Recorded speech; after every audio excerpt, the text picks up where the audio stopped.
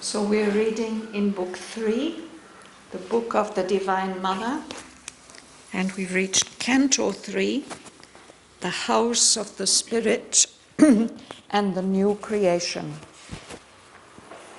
And in what we read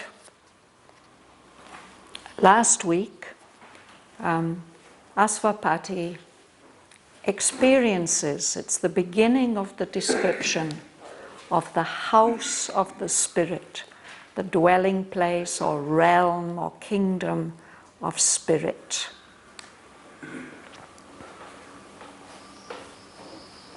And we read that there only reigns the Spirit's motionless power, poised in itself through still eternity and its omniscient and omnipotent peace. And there's no clash or conflict or friction of any kind, and no suffering. There's only the law of eternity, the law of eternal spirit, forever fixed upon truth's giant base in her magnificent and termless home. So I'm going to read on from there to the end of the section. Bottom of page 321.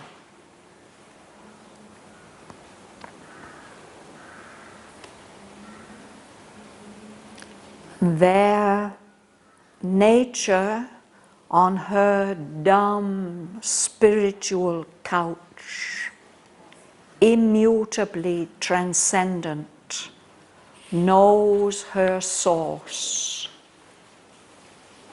and to the stir of multitudinous worlds assents unmoved in a perpetual calm.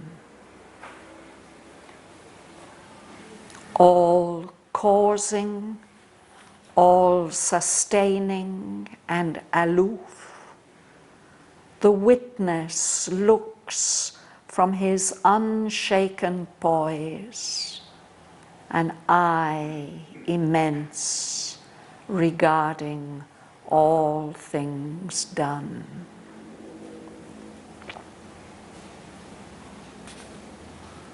Apart, at peace, above creation's stir, immersed in the eternal altitudes, he abode defended in his shoreless self, companioned only by the all-seeing One.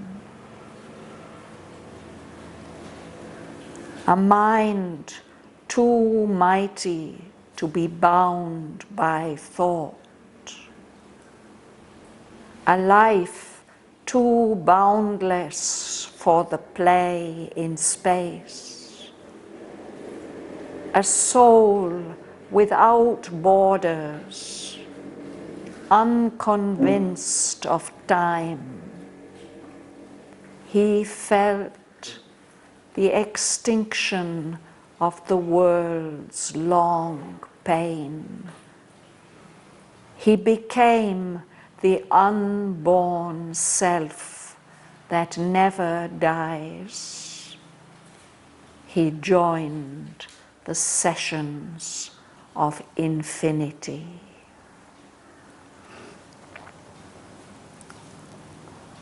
On the cosmic murmur, primal loneliness fell. Annulled was the contact formed with time-born things. Empty grew nature's wide community. All things were brought back to their formless seed. The world was silent for a cyclic hour.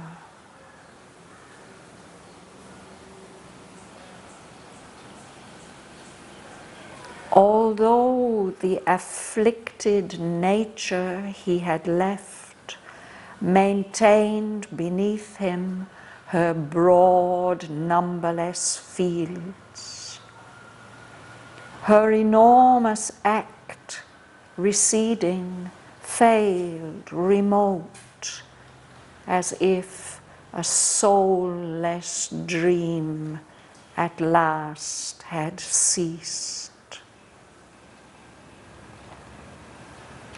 No voice came down from the high silences.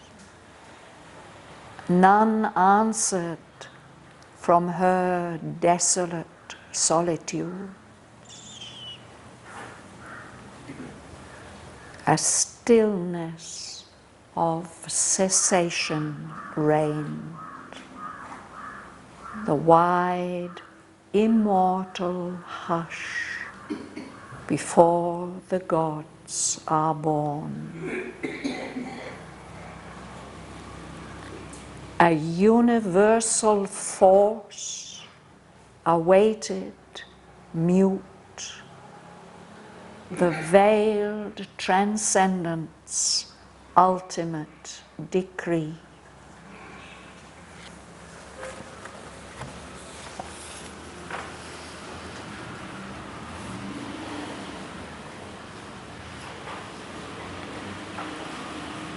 I think last week we started on this side.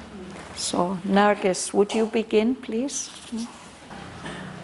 The nature of the dumb spiritual couch, immutably transcendent, knows her source. Into the stir of multitudinous worlds, ascends unmoved in a personal, on a perpetual calm. Thank you.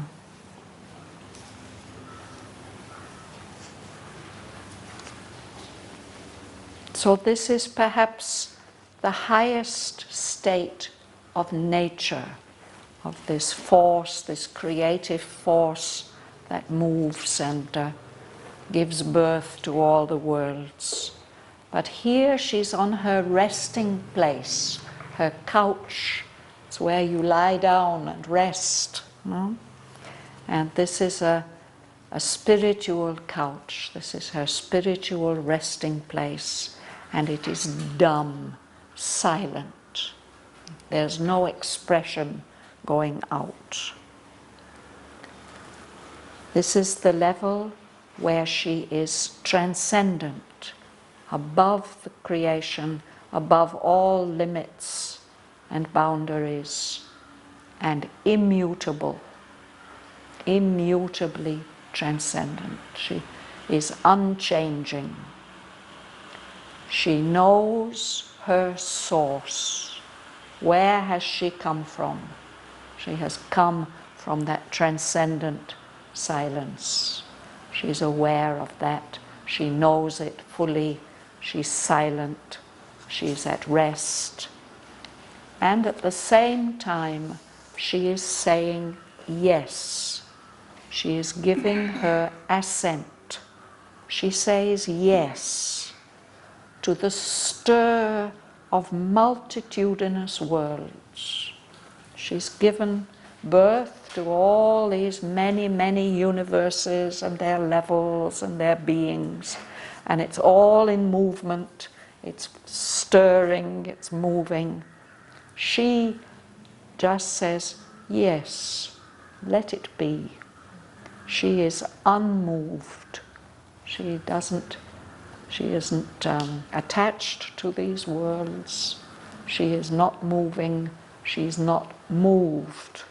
She's in a state of perpetual calm, undisturbed, everlasting calm. Perhaps this may be the highest level of nature. And Sri Aurobindo often presents us these two sides of nature and soul, Prakriti and Purusha, the active, creative, dynamic force, and the witness who gives the command but who is not active. So that is what he evokes in the next sentence, please, Renana. All causing, all sustaining and aloof, the witness looks from his unseeking Unshaken voice, an eye immense, regarding all things done. Yes. So there is nature at rest, and there is the witness consciousness, which causes everything, which sets everything in motion, which supports everything, sustaining, supporting, but aloof, detached, distant. The witness, the consciousness that observes. There he is, he's looking at all this stir of multitudinous worlds from his unshaken poise. Whatever happens, if one of those worlds just blows up in a great explosion or collapses into nothingness, whatever happens, he is unshaken. He doesn't move, he's not disturbed. He is there like an eye, a huge eye, watching everything that is done, everything that's done in all those multitudinous worlds.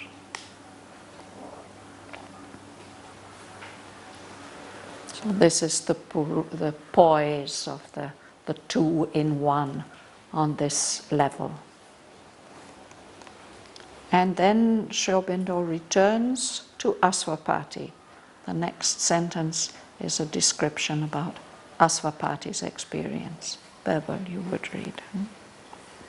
Apart at peace, above creation's stern, immersed in the eternal altitudes, he abode defended in his shoreless self, companioned only as all-seeing one. Yes. So Aswapati himself also feels apart. He's at peace. He's at a level above all that movement of creation. And he's immersed, he's absorbed by, soaked up by these eternal altitudes, the high levels. Altitude, in an aeroplane, the pilot tells you the altitude that he's flying at, the height. He, Aswapati, abode, he remained, he dwelt, defended. Defended, of course, means that you are protected, something's defending you. But it also means that things are not allowed to come to you. There's that French sense of défendre, that there's a prohibition. Nothing can come to him. He's defended and protected in that sense. Because he's in his shoreless self, his own vast, unlimited, true self, highest self. And his only companion is the oneness, companioned only by that all-seeing one, the one consciousness which is seeing everything.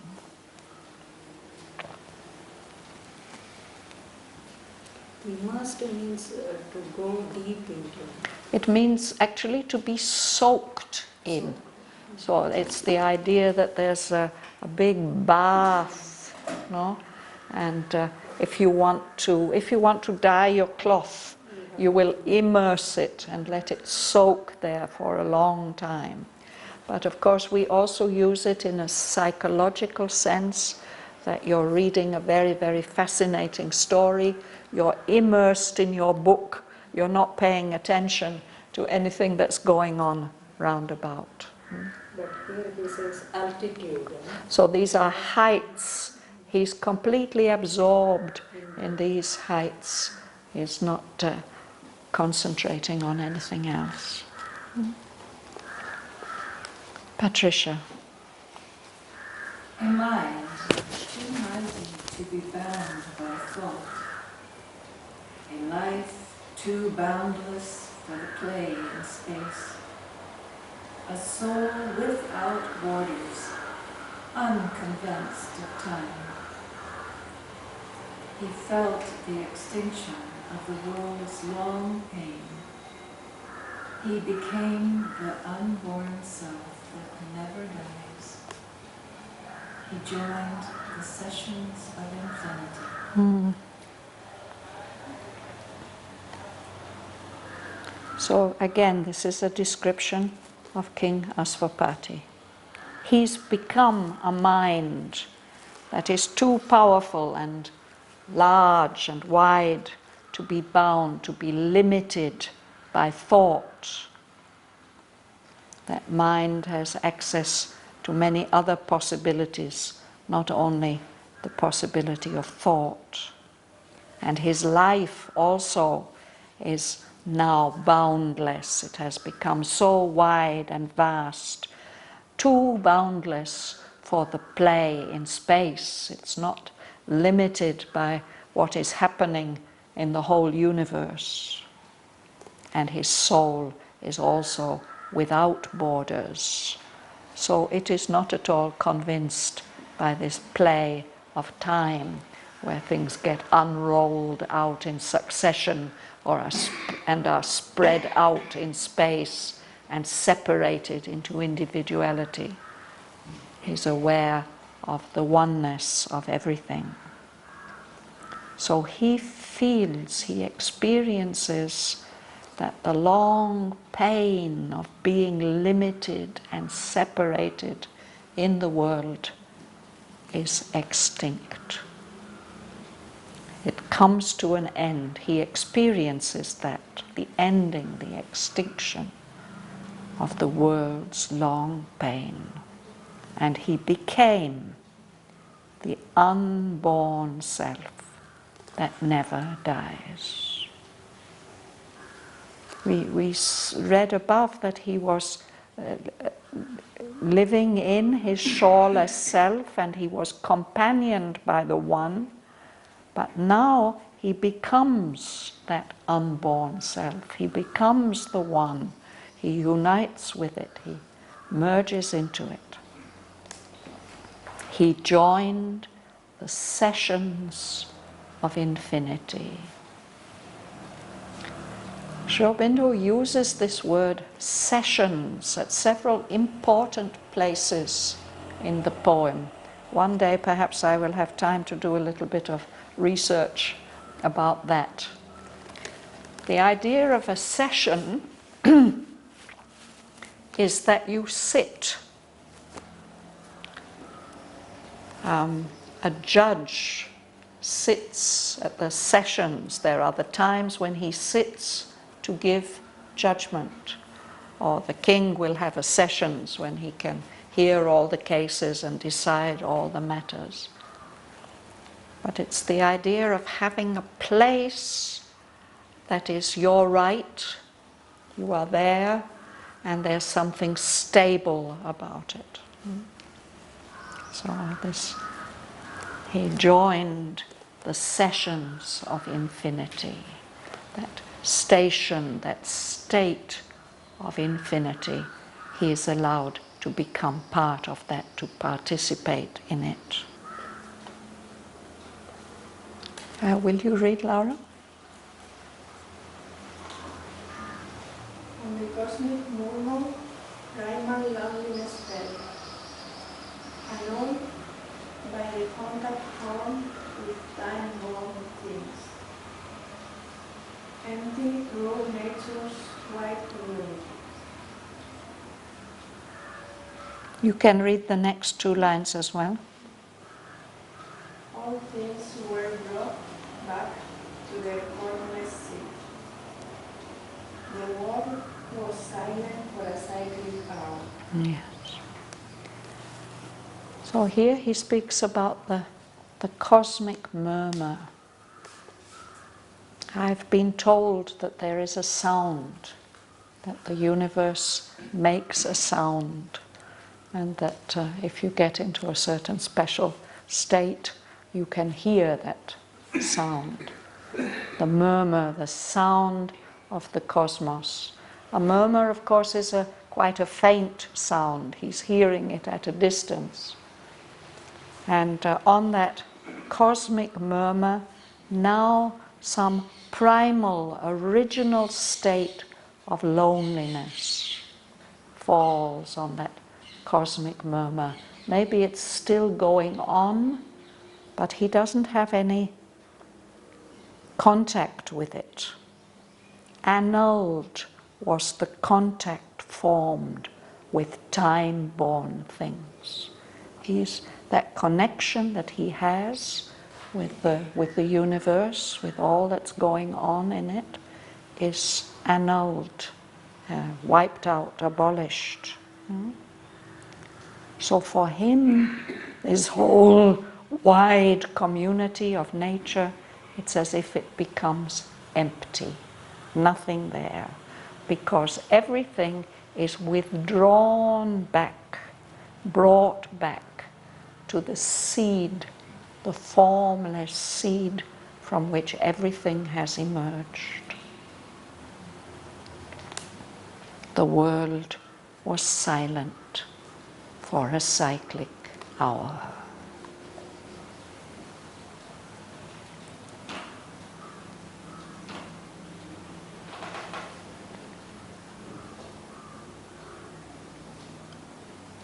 I'm thinking about this phrase, the cyclic hour. Yes. So it's a space of time, it's an hour. Perhaps there's a kind of cycle of creation and no creation, a time when the creation is withdrawn. In the tradition, they speak about the night and the day of Brahma, the creator. It's an immensely long period of time. During the day, when he's awake, the universe, the creation goes on. But there's a time when he sleeps, a cyclic hour perhaps, when everything is drawn back into the formless seed. And there's no such thing as a world.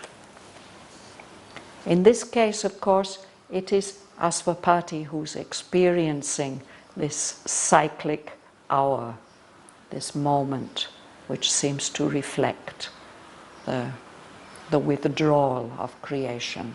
I don't think that it means that the whole universe stopped running. For other people it was still running.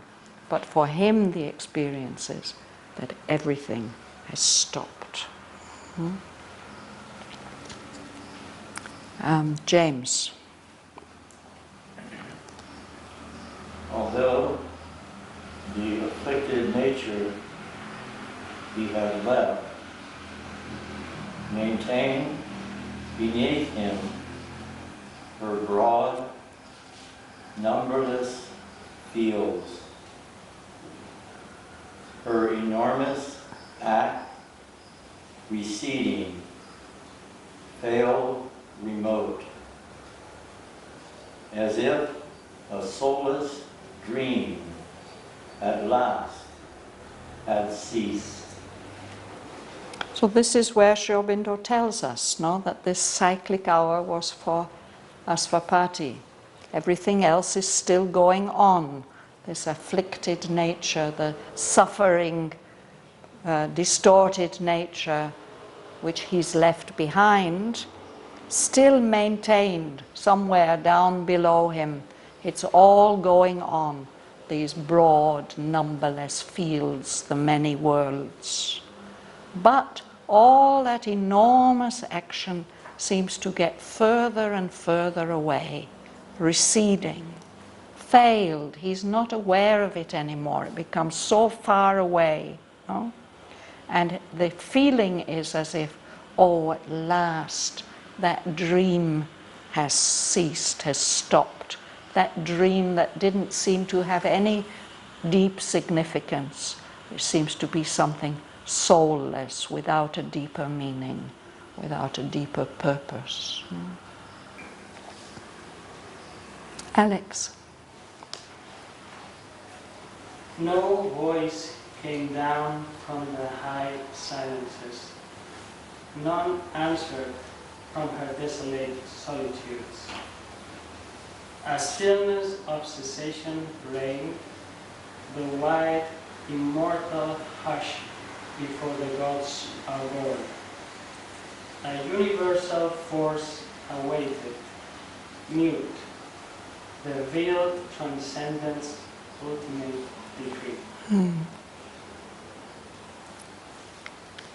So nothing, there's no voice, there's no message from these high silences, these transcendences.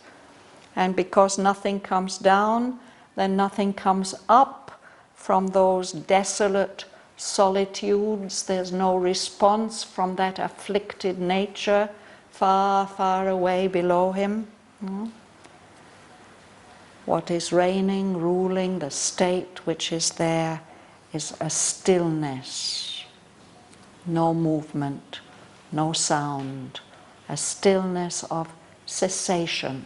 Something has stopped. The whole universe has stopped. And what he experiences is the wide, immortal hush before the gods are born. You notice that it says are, because there isn't a moment when the gods are born or were born. This immortal hush is a state, a transcendent state out of which the gods are born. So there's that silence, and then a universal force, this universal force, the universal mother, the nature, is silent, waiting. She's waiting to know what the transcendent will say. It's from there that the command comes, the decree, the word of command. What is going to happen now? Everything's silent, waiting. The transcendent is veiled. Moments like this come from time to time in the poem. There's a moment with Savitri too, where she's in a sort of state like this of silence and emptiness, as if she could just cease to exist. And she's waiting. Is the transcendent going to tell her to cease to exist, or is something else going to happen? So it's a pause. Would you like to read, Mum? Yes? Then suddenly there came a downward look, as if a sea exploring its own depths. A living oneness widened at its core and joined him to unnumbered multitudes. Suddenly something happens. From that veiled transcendent, not a word, but a look. Suddenly comes a downward look. And he says that downward look is something like a sea, something limitless, vast, exploring, looking what is in its own depths, deep inside itself. A living oneness. widened at its core. The core is the very center, the heart of the oneness. Now it's widening out, and it joins King Asvapati to unnumbered multitudes. So there's not anymore this sense of primal loneliness. No? There's a look, an opening, and suddenly he's connected to everything.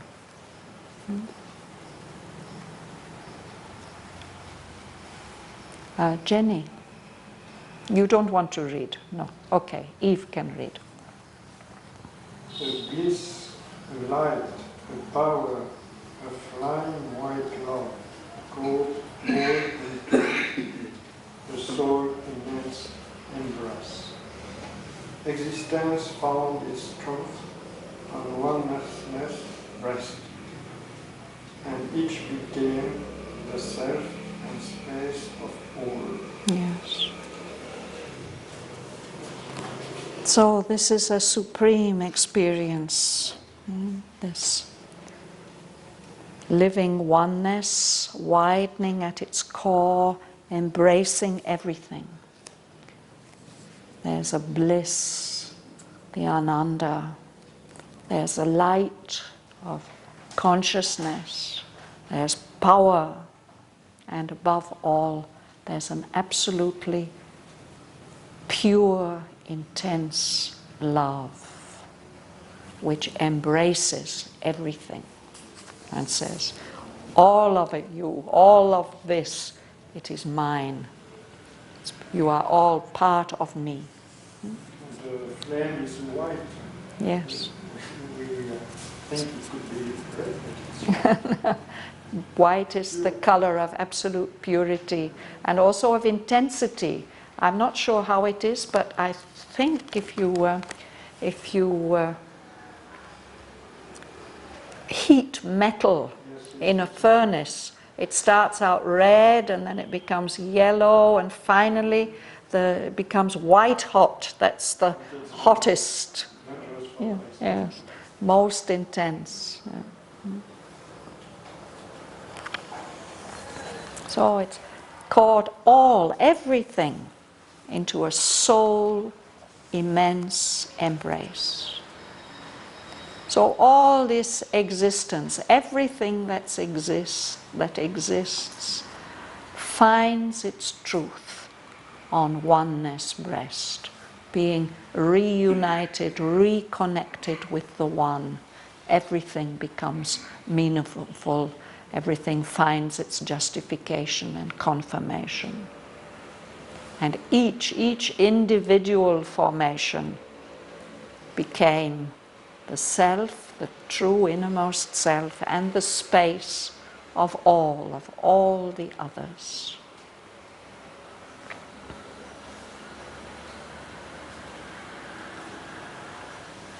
It's something so difficult for us to imagine. And Sri Aurobindo has described this as the goal. He says, what will be the end of it all? It'll be like a honeycomb with many, many drops of honey. And each of those drops of honey feels itself and feels all the other drops of honey. And it feels the honeycomb as one, as a whole. And all the drops feel like that. And the honeycomb, the one, experiences the sweetness and the delight of every one of the drops within itself. It's an image. And Mother says that sweetness of the honey, that is the symbol of ananda, of bliss. So that's the fulfillment, the goal.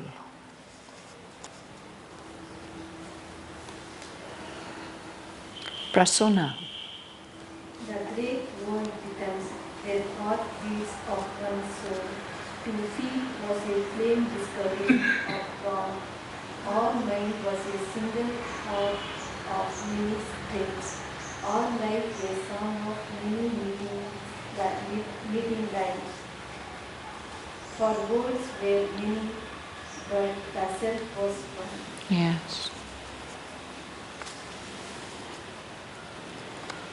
It's one of the great climaxes of the poem. All these great world rhythms, the cosmic stir, the expansion and the contraction and the movement, all these are experienced as heartbeats, the throbbing heartbeats of one soul. To feel the experience of the senses was a flame discovery of God. Everything that the senses experience is an intense perception of the divine. All mind was a single harp of many strings. A harp is a beautiful musical instrument. In the Christian tradition, they say the harp is what the angels play in heaven. Perhaps this may be the reason why. There's one harp, but it has so many strings. So there's one mind, one soul, one mind, one life. But that harp has many strings. It expresses and plays so many, many different notes in the manifestation. All life was a song of many meeting lives. So like a great choir, no? All the lives are notes in that great song of life. For worlds were many, but the self was one. All these many, many worlds with their many, many beings and experiences, they are all united because they are all within the one self.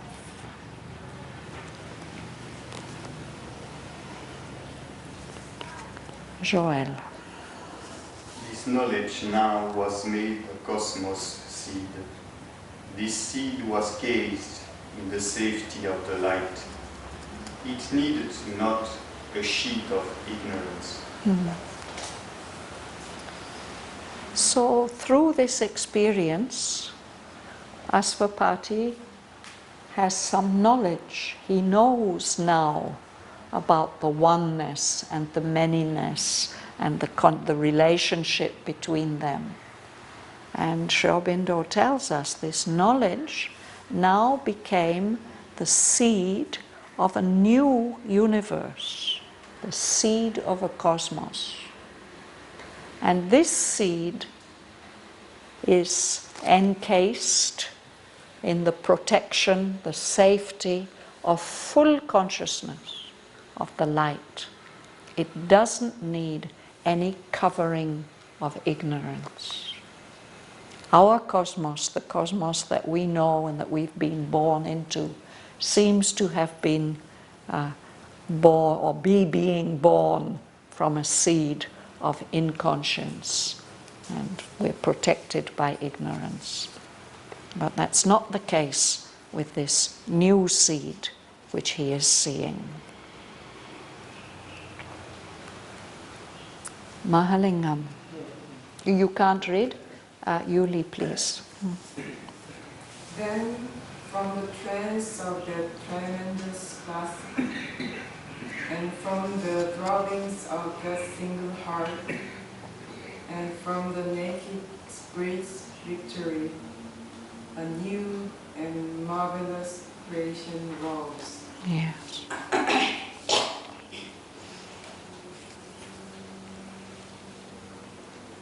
the trance of that tremendous clasp, that embrace, the one embracing everything, all possibilities. And from that heartbeat to the throbbings of that single heart of love and bliss. And this victory, conquest of the unveiled spirit, a new and marvelous creation rose. Asvapati is privileged to see the birth of a new creation. That's the title of the book, the canto. The House of the Spirit, we've learned about that. Here, the new creation. And most of the rest of the canto is devoted to the description of the characteristics of the new creation. Would you like to read? Incalculable outflowing infinitudes, laughing out an unmeasured happiness, lift their innumerable unity. Worlds where the being is unbound, the unwind, bodied unthinkably, the egoless self. Rapture of beatific energies, joined time to the timelessness, pulse of a single joy, wide vasts were seen, where all is wrapped in all. Thank you.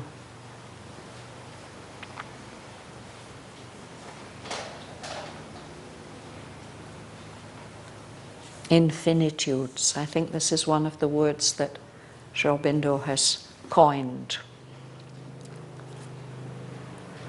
Infinitenesses, in many infinities. There are so many, it's incalculable, and they're flowing out, and they are flowing out laughing out an unmeasured happiness, happiness that can't be measured. All these infinitudes live their unity, their innumerable unity. There are so many of them, there's no way of counting them. They are innumerable, but they are one, they are joined. There are many worlds, worlds where the being is unbound and wide, bodied unthinkably, the egoless self. So there are worlds like that where there isn't this limitation of the ego, and we can't think them, and we can't think what those bodies might be like, those bodies where there's no limitation and there's no separation from other bodies. But these are somehow giving bodies to the self without ego, beyond ego. And there is a state of ecstasy, of rapture, an intense delight, of beatific energies. Beatific means blissful energies. Connect time to the timeless. There can be a manifestation with time and space and individuality which is still connected to the timeless. And then time and timelessness are poles, like the positive and negative poles of a magnet, poles of a single joy. They're inseparable. There's a movement, there's a relationship between these two poles, but they are inseparable. And he sees, he perceives these white, pure spiritual vastnesses where all is wrapped wrapped in all. Everything is contained in everything else. The innumerable unity. Yeah. Difficult to conceive. Yes, yes. A oneness which contains within itself all this multiplicity. We have to conceive that. That's the goal. Somehow we have to have at least some kind of imagination or intuition of that.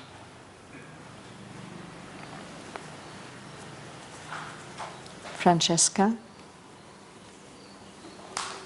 There were no contraries, no sundered parts.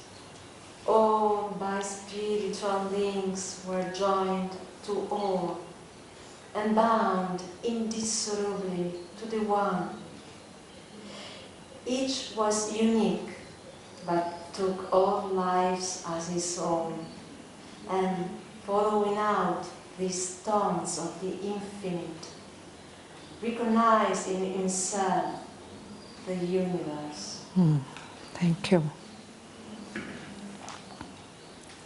So because these worlds are united by egoless self, there are no contraries, there are no oppositions. All the oppositions are united and harmonized. There are no sundered parts, there are no parts that are cut off from the whole or separated from each other. All by spiritual links were joined to all. So everything is connected to everything else. Everything is bound, connected, tied indissolubly. That tie can't be broken or dissolved. They are all bound, connected to the one. Each of these beings was unique, but all of them identify with all the others. They see that all these other lives, also unique, are aspects or lives of themselves.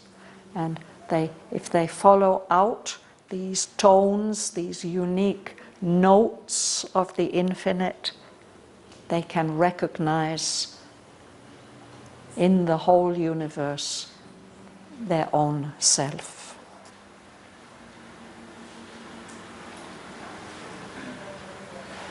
The splendid center of infinity's world, pushed to its zenith side, its last expanse, felt the divinity of its own self-bliss repeated in its numberless other selves.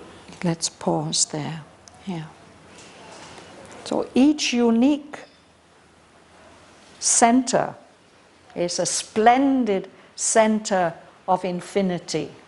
If something is boundless and limitless, it's difficult to say where its center is. But each of those beings is a center of this movement, this whirl of infinity.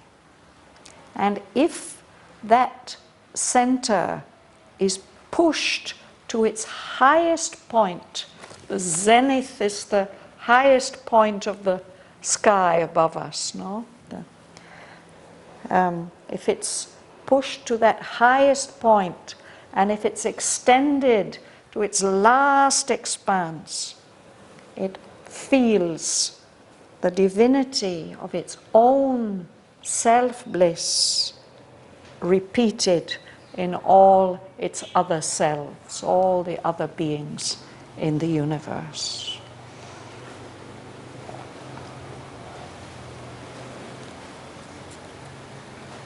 Yes? It took up tirelessly into its scope persons and figures of the impersonal, as if prolonging in a ceaseless count, in a rapturous multiplication's sum, the recurring decimals of eternity. Thank you. So this is each of these centers, no? These unique centers can recognize itself in all its other selves, so it can go on without getting tired. It can take into its scope, into its range of awareness or identification, these individualized persons and figures of a vast impersonality. And he gives this image. He says that's like going on and on and on in an unending count, the recurring decimals of eternity. In mathematics, there are numbers like that, that they go on repeating, recurring, and we can identify the sequence and we put a dot over it, and we know that that sequence will be repeated to infinity. And he says, to know that, that this is a rapturous multiplication sum, to know that there's no end to the series of these relationships and these experiences. It's full of delight, this, this multiplication. Rosa. None was apart, none lived for himself alone. Each lived for God in him and God in all. Each solemness inexpressibly held the whole. Yes. So there are all these centers, but none of them is separate, and none is living for itself alone. Each is living for the one, for God in him and God in all. Each soulness, each uniqueness, somehow inexpressibly, in a way that we can't put into words or into thoughts, contains the whole. So that's a very good place for us to pause today. So I think we have time to read these marvelous lines together.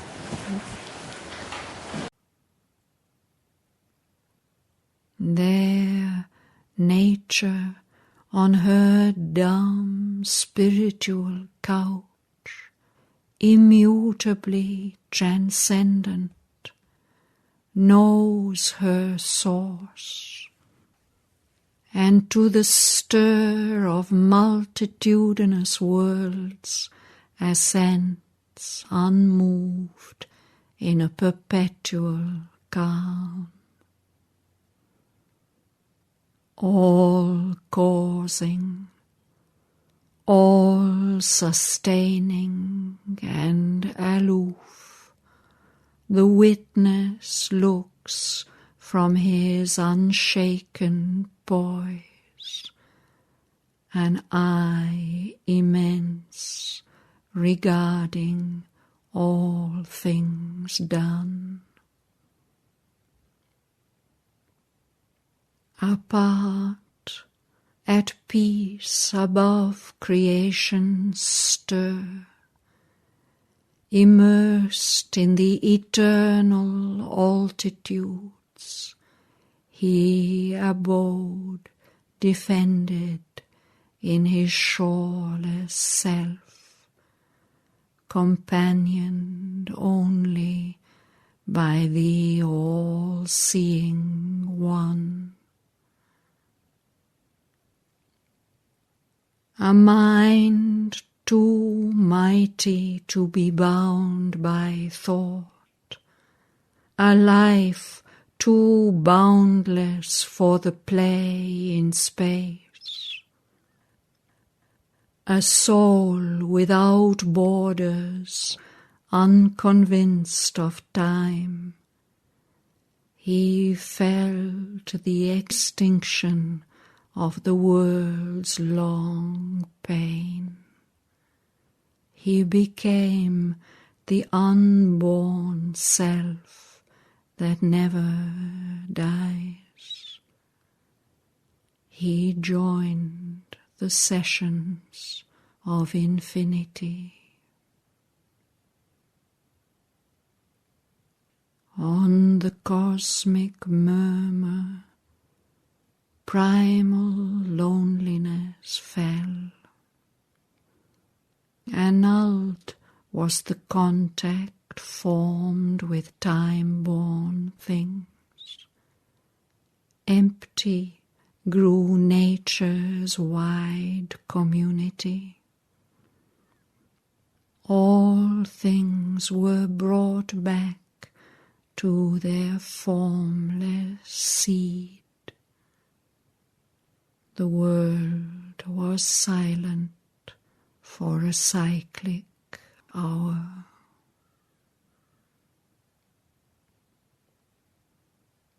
Although the afflicted nature he had left maintained beneath him her broad, numberless fields, her enormous act, receding, failed remote, as if a soulless dream at last had ceased.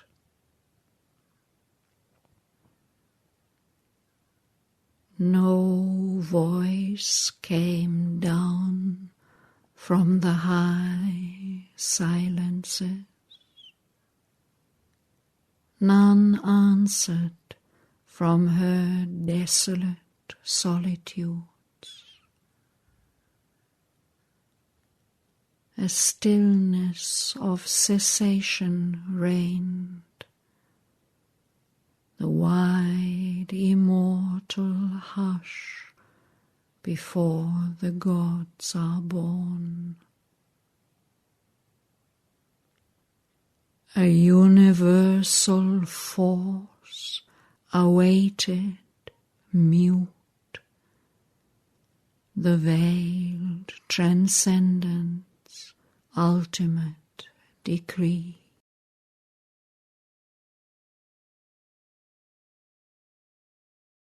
Then suddenly there came a downward look, as if a sea exploring its own depths, a living oneness widened at its core and joined him to unnumbered multitudes. A bliss, a light, a power, a flame white love, caught all into a soul immense embrace. Existence found its truth on oneness breast, and each became the self and space of all. The great world rhythms were heartbeats of one soul. To feel was a flame discovery of God. All mind was a single harp of many strings, all life a song of many meeting lives. For worlds were many, but the self was one. This knowledge now was made a cosmos seed. This seed was cased in the safety of the light. It needed not a sheath of ignorance. Then from the trance of that tremendous clasp, and from the throbbings of that single heart, and from the naked spirit's victory, a new and marvelous creation rose. Incalculable outflowing infinitudes, laughing out an unmeasured happiness, lived their innumerable unity. Worlds where the being is unbound and wide, bodied unthinkably the egoless self. Rapture of beatific energies joined time to the timeless, poles of a single joy. Wide vasts were seen where all is wrapped in all. There were no contraries, no sundered paths. All by spiritual links were joined to all and bound indissolubly to the one. Each was unique, but took all lives as his own, and following out these tones of the infinite, recognized in himself the universe. A splendid center of infinity's whirl, pushed to its zenith's height, its last expanse, felt the divinity of its own self-bliss, repeated in its numberless other selves. It took up tirelessly into its scope persons and figures of the impersonal, as if prolonging in a ceaseless count, in a rapturous multiplication sum, the recurring decimals of eternity. None was apart. None lived for himself alone. Each lived for God in him and God in all. Each soulness inexpressibly held the whole.